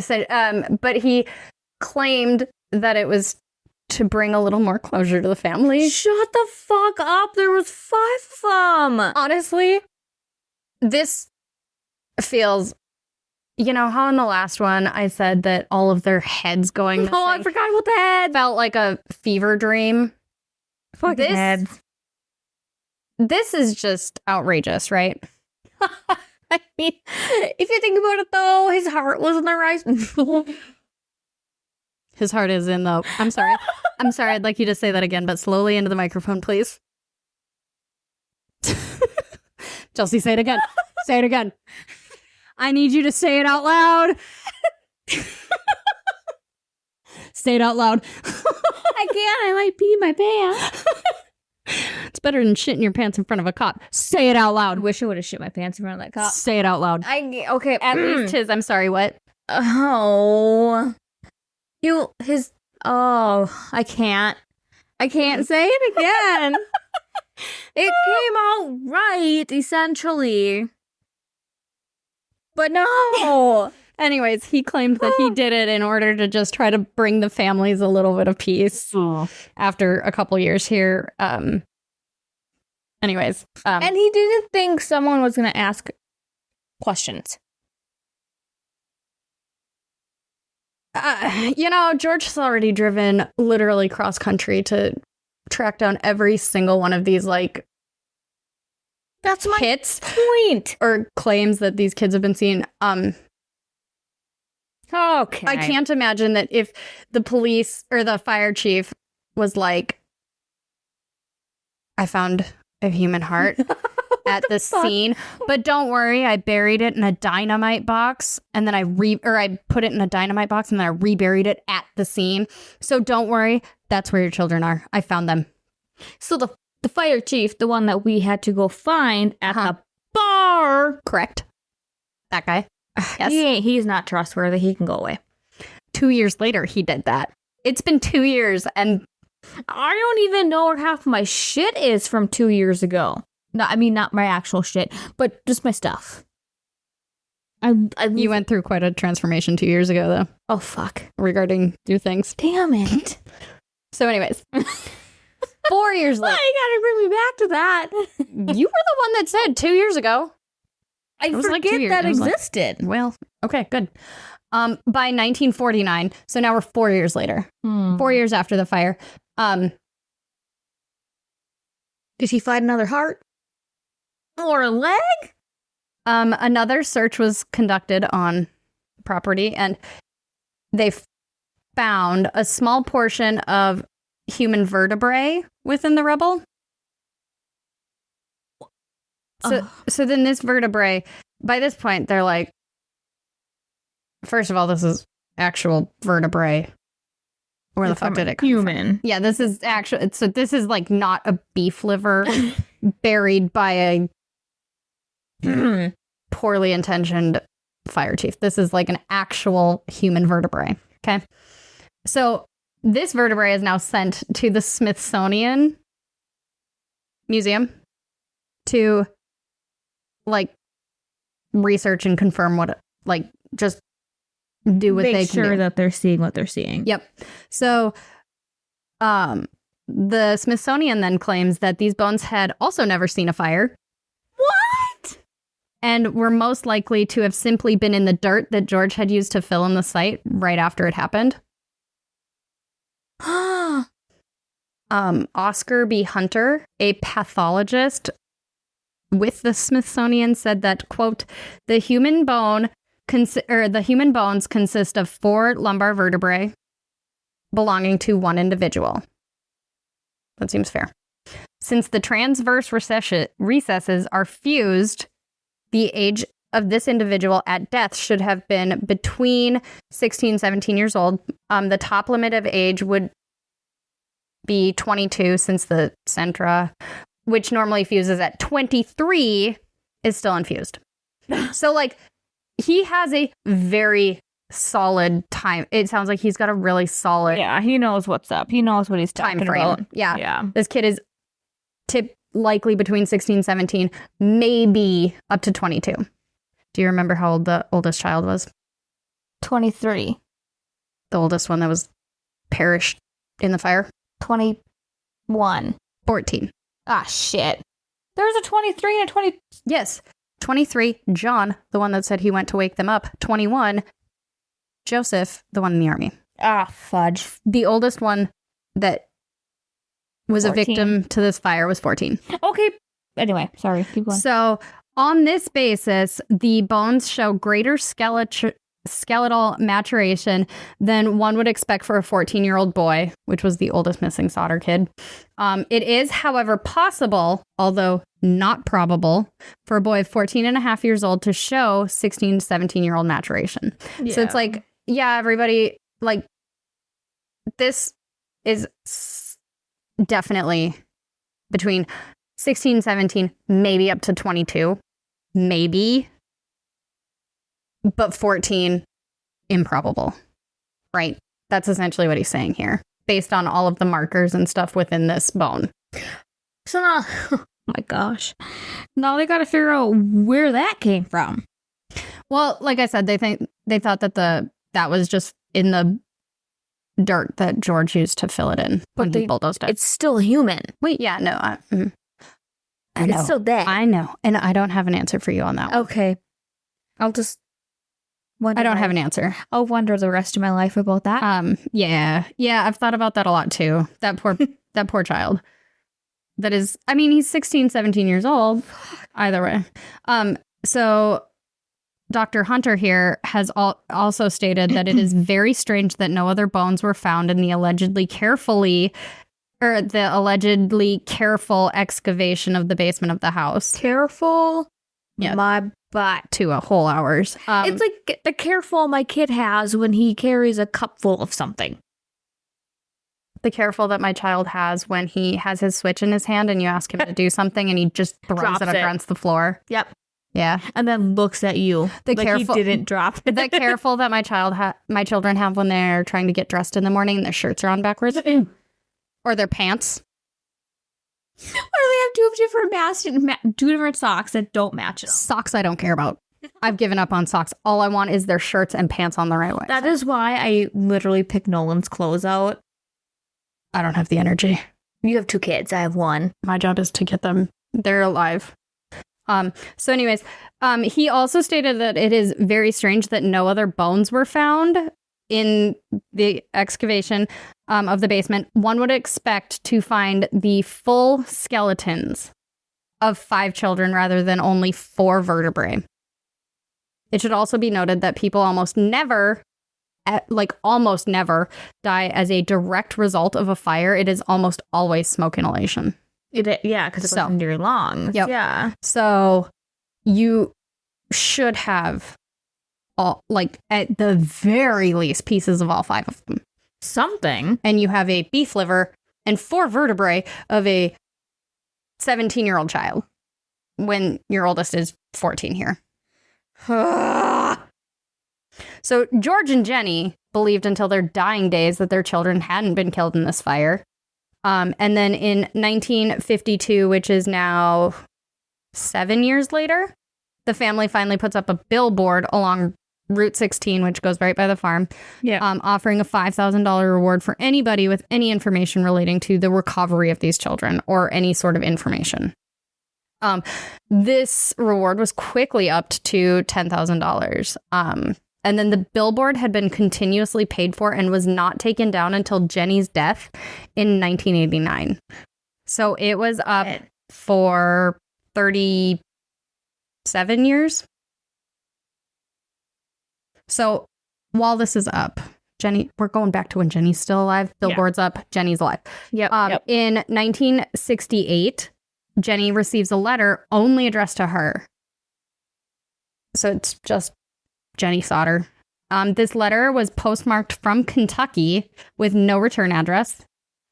It was a photo of a man in his mid to late 20s. And on the back of it, it said, Louis Sodder, I love brother Frankie, little boys, A90132 or 35.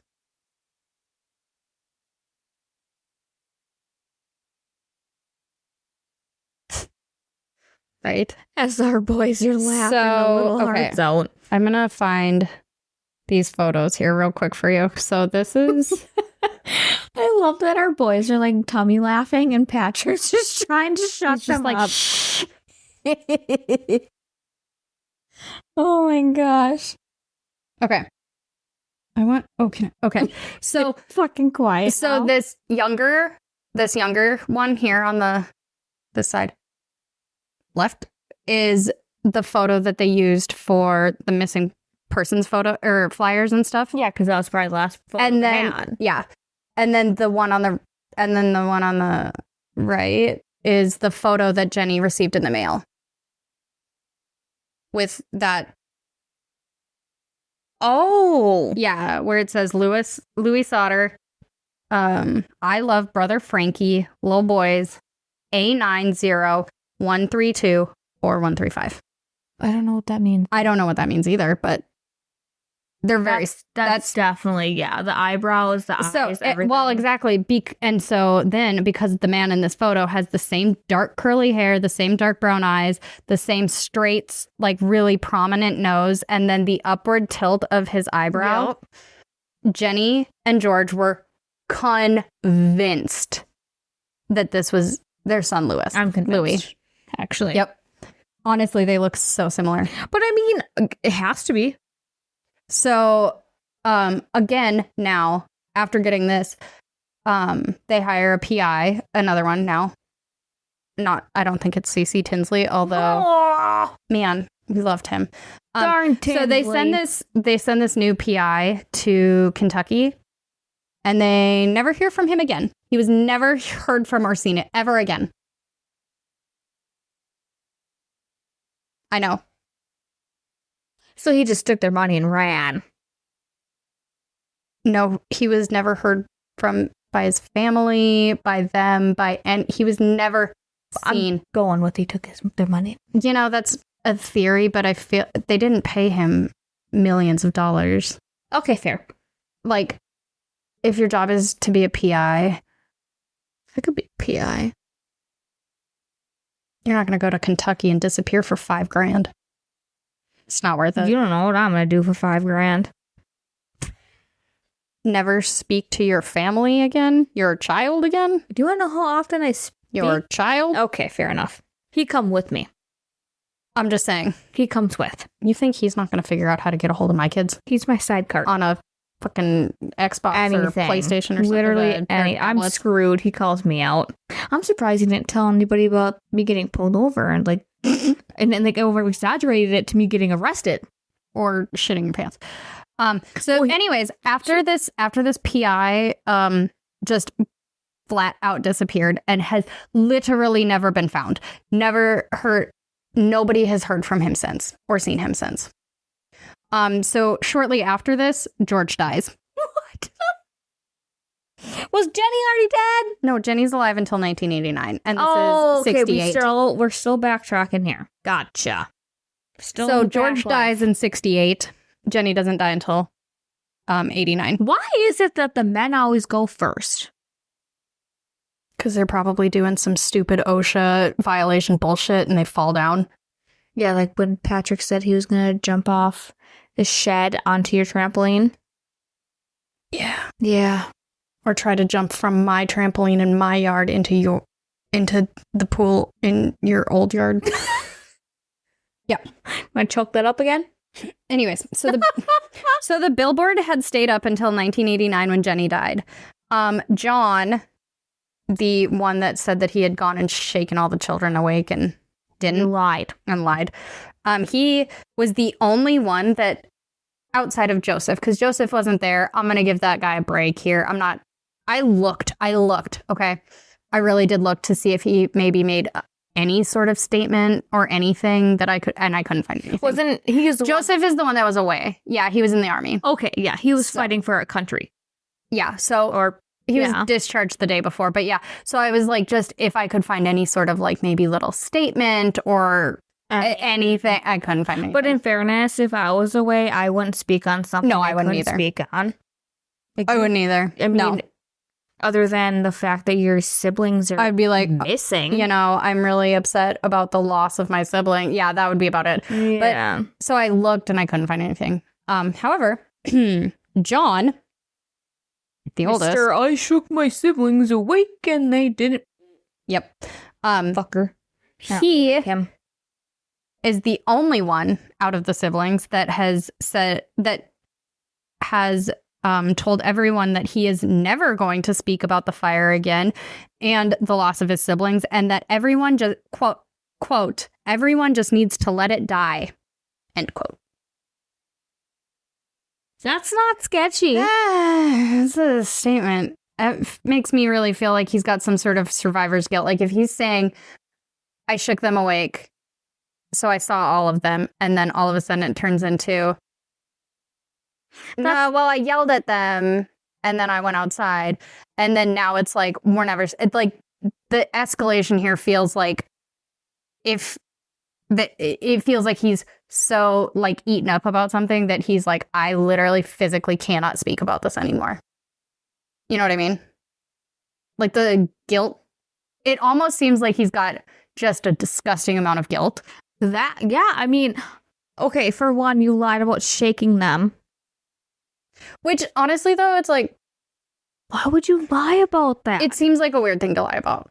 Okay, so then that I'd be makes like, me... yeah, you know, I shouted at them and, you know, I tried to wake them up. I tried to, like, rouse them, but then eventually I also had to go outside. It makes me wonder, though, if he even did anything. And maybe that's And why he just he's just shutting it down. Yeah, I don't know. That was the only thing that I could find about him as far as, like, a statement to anybody about that, right? The remaining Sodder children, even Joseph, the one that was away at whatever, every single one of them and their children have never given up the search and continue to believe that their siblings were kidnapped from the fire and not cremated or killed and cremated in it. I'm with them. Yeah. What? You can No.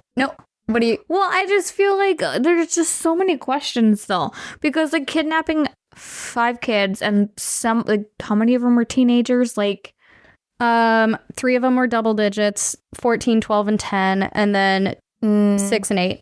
So the 14-year-old would have been the hardest one. Yeah, and it's like, it also depends on the personality, though. Personally, though, what kind of personality do you need to have in order to go without a fight with somebody trying to drag you out of your bedroom? Think about it. If you're if you're 14 years old, what are they going to threaten you with? But if you were just the shy, super shy introvert that had no idea what to do in that situation. You know what I mean? Like, Bentley is 11, almost 12, and he's a pretty shy introvert. oh my God, he's been making fun of me since day one. He ain't shy. He doesn't have to be shy around you. Okay, but day one? Either way. No. He would, but he's such a people pleaser that he would be like, okay, well, I guess, right? He's such a people pleaser. But then again, then if somebody, for any reason, this kid would punch you square in the eye. Yeah, he would. If it came down to being picked up and taken out of the house, as polite and kind as, and like mostly quiet, like as calm as he is, as quiet and as kind and like respectful, if an adult is telling him something and he's gonna do it, right? But I'm thinking of like then. How many people have they come in contact with? Did they go to school? Were they they went to school. It was only the 40s. Well, you know what I'm saying? Like, well, no, I know, but it was only the 40s. But if somebody breaks in your bedroom window, I'm gonna scream, regardless of how quiet and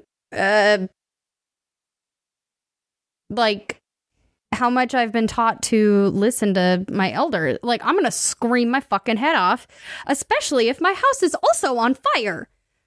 The noises coming out of my mouth would be otherworldly. Okay, that's fair. If my house is on fire and I'm getting kidnapped, no. I don't think it matters. Plus, then, for anybody to get in there and carry 5 of these children out? But it doesn't have to be one person.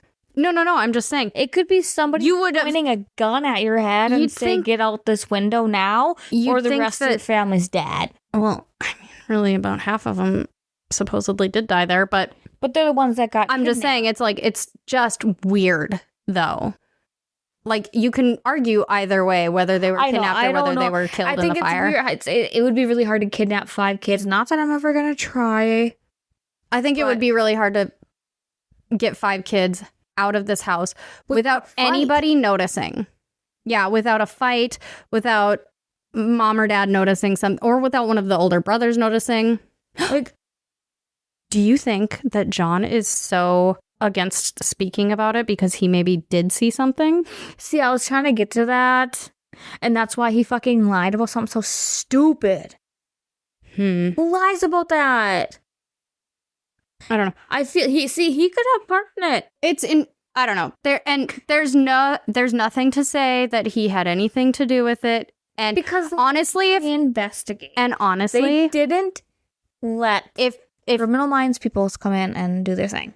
And honestly, though, if he doesn't want to talk about it, he doesn't want to talk about it, and that could be a trauma response. Because watching 5 of your young siblings die in a fire is traumatic as shit. Unless you helped. There's no evidence that he helped or had anything to do with it. I was say, why would he help somebody kill his 5 siblings when there's literally 10 of them? Yeah. And nobody. And these are like your middle, so like the essentially the baby, the only baby that got out, like your youngest sibling that got out of the house was a 3-year-old Sylvia, and the rest of your baby siblings at that point are in this fight. Like, and honestly, at that point, people are having kids to help on the farm. Pretty much, were not having kids to have kids, right? So no. Anyways, it's weird that everyone needs to let it die or whatever. It's like in my opinion, that's a weird way to phrase it. Hearing about it though, if you think about it, you hear about I would want to not hear about it. I would want to not talk about it. I would want to move on with my life. The amount of trauma that night caused for everybody involved, like that is a lot of trauma. Yeah, I wouldn't really want it to die per se. I just would want everyone else but my family to quit focusing on it. Like, please stop asking me about it. Yeah. Yeah, I can get that. In a big way. What? I won't go back to Lisbon anymore. Oh, that's fair. Because every time I go there, oh my gosh, I heard about your dad. And I'm like, cool, it was a year and a half. Yeah, Thanks. Thank you. Yeah. But it was a year and a half ago, and I'd like to just move on. Thank you. Yeah. Thank you. So anyways, Sylvia was the last of the immediate Sodder family. Yes. Little baby. Yeah. She died in... What a way to move into that. No. She lived a very long time. I know. Anyway, she was the last surviving one. And literally until the end, in her end, she was adamant that her siblings were not killed in that fire, that they were kidnapped and they were stolen and they were taken away. And I mean, isn't kidnapping stealing a child? Essentially, yes, but I think kidnapping is either way. And like even her children have like gone on record saying, nope, my aunts and uncles were not killed in that fire. They were kidnapped. Like, this is like, so Sylvia was adamant and raised her children and grandchildren to know that this is not how that happened. I believe that something else happened to them. I don't know what. I do too. But you can't just not have anything left in a fire. That's what gets me too, because it's like, there would be something other than 4 random vertebrae that don't belong to any of these children. Yeah. there'd be something else. And so like that's what gets me too. But as far as like where these children went, or I like the idea of this insurance salesman and the farmhand guy being a part of it. I just Go fuck them. Yeah, something's weird. Like with those two.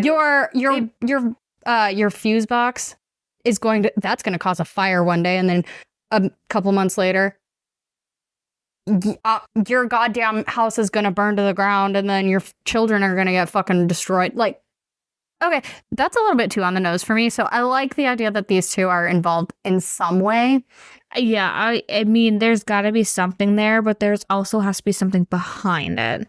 Plus, I think it's Mussolini. Really, I do. I think it was. Yeah, because all that stuff was such a huge thing then. I mean, yeah. And everyone was against everybody. Yeah. I really think. Obviously, I was really, really bad at social studies. No, I know. But I really do think that because George was living in the U.S. and he was so outspoken against Mussolini and all of that stuff. And then for this guy to come and be like, go fuck yourself. I'm going to burn your house to the ground and your children are going to die because of the things that you said about Mussolini. Like, it really, it's a lot. It's a lot is. All on top of each other that kind of like tracks together for me. Yeah. A lot of evidence that would couldn't be evidence essentially, but yeah, like kind of all points in like a very similar direction though. So anyways, Sylvia died in 2021. Yeah. Shut the front door. Yeah, just a few years ago. Homegirl had to fucking live the COVID shit too. Yeah, poor thing. Poor girl. I know, right? Oof. However, though, as I was doing like all the research, like I said, I wanted to find out what, like, say maybe Joseph had to say or all of that kind of stuff. And then I was looking when Sylvia died and kind of all of that extra finalizing and stuff. And as I was looking more into the kind of finale here, I did come across one of the children. I think it was Joseph Sodder. He died. I mean, obviously they died, but in his obituary, it said he was preceded into death by, his 5 siblings and, his parents and whatever. But then it also came across Michael Sodder. And I literally, I think I threw it away already, but I literally wrote a Post-it note that said, who the fuck is Michael Sodder? Turns out that Michael Sodder was a sibling born in 1950, and then he died the next day. Yeah. So he was like he was 5 years after the fire, and then he passed away the day after he was born, and then 5 years after the fire. 5 years after the fire, 1950. Okay, but in fairness, they had to been pretty old at that point, right? Well, I mean, if George was born in 1895. Good God. So he would have been, like 55. Oh. Well, it's not like, I mean, back then, okay, but you now were just popping them out left and right, really. Oh, fuck. So, anyway, so Michael Sodder was born in 1950, and then he passed away a day later. And then, as if this family needs anything else. Well. And this is before George has passed away, right? In 1956,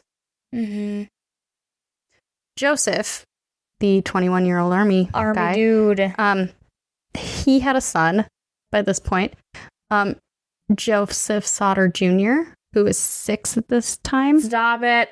He was hit by a car. No! That is like one of my worst fears with my kid. Apparently, this 6-year-old had just wandered out into the street and a vehicle got it. Shut the fuck up. However, he survived. Okay. He did end up with like a pretty severe skull fracture and had to go through like a lot of therapy for that. But ultimately he survived. He pulled through. I don't know his condition after all the therapies and like treatments and stuff for a skull fracture. I don't know how his life went after that. That was all I could find. But yeah, as if this family needed any more. So Jenny and George's grandchild gets run over by a car. I got nothing. And literally when I found this like newspaper article, it was like the grandson, Joe Sodder Jr., 6, or the grandson of George and Jenny Sodder. The grandson of George and Jenny Sodder, Joseph Jr., hit by a car 11 years after fire that kills. And I was like, oh my God, like maybe focus on the child at this point. But right. Yeah. So that is my story. There's still no official end to it, but that's what it is. So that's my story. Great story. Happy ending. That was sarcasm. I don't know if I'm going to be able to ever give you a happy ending, really. I feel like there's some stories with happy endings. I mean, I can try to find one, but it's not going to be anytime soon. I have a list. Oh my gosh. But yeah, so that's up. Yeah. Okay, well, till next time. Sure. See you later. See you later. Okay. And we out. We out.